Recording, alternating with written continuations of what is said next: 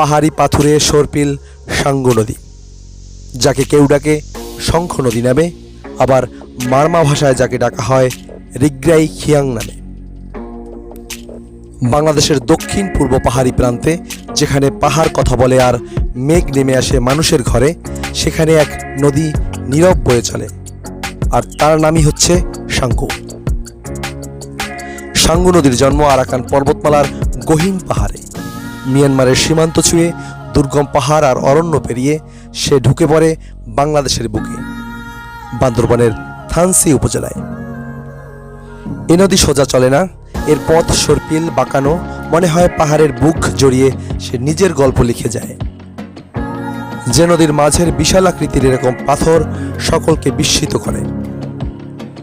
আর এই ভয়ঙ্কর সুন্দর সাঙ্গু নদীর দৈর্ঘ্য প্রায় 294 কিলোমিটার আর গড়প্রস্থ 119 মিটার। আর অপরূপ সুন্দর সর্পিল আকৃতির এই সাঙ্গু নদী পুরো বান্দরবানকেই সাপের মতো পেঁচিয়ে রেখেছে।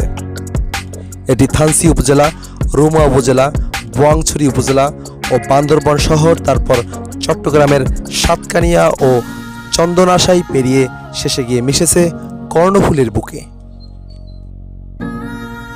এই অঞ্চলের মানুষের জন্য এ নদী কেবল জলধারা নয়, এটা জীবনধারা।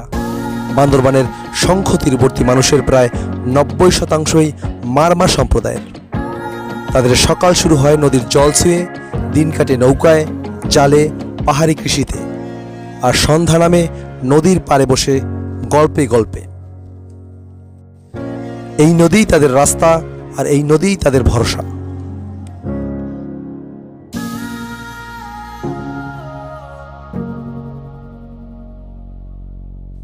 তবে আজ এই সাঙ্গু নদী শুধু স্থানীয়দের নয়, দূর দূরান্তের পর্যটকদেরও ডাকে।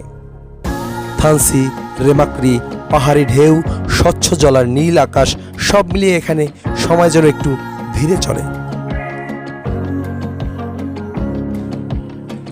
নৌকা ভ্রমণে বসে যখন পাহাড়ের ছায়া নদীর জলে পড়ে, তখন মনে হয় এই নদী আমাদের শেখায় কিভাবে ধীরে বাঁচতে হয়। কিন্তু এই সৌন্দর্যের সাথেই আসে দায়িত্ব। নদী বাঁচলে মানুষ বাঁচে, পাহাড় বাঁচলে নদী বাঁচে। সাঙ্গু নদী আমাদের কেবল অতীত নয়, ভবিষ্যৎ। আর এই সাঙ্গু নদী ভ্রমণে আসলে আপনাকে প্রথমে চলে আসতে হবে বান্দরবান সদর অথবা চট্টগ্রামের চকরিয়া উপজেলায়। সেখান থেকে খুব সহজেই চাঁদের গাড়ি রিজার্ভ করে থানসি উপজেলায় এসে থানসি উপজেলা সদর থেকে নৌকা নিয়ে এই নদী ভ্রমণ করতে পারবেন। আর থানসি উপজেলার নাফাখুম, রেমাক্রি সহ আরও বেশ কিছু ভ্রমণ গন্তব্যে যাওয়ার জন্য এই নদীটি ব্যবহার করেই যেতে হয়।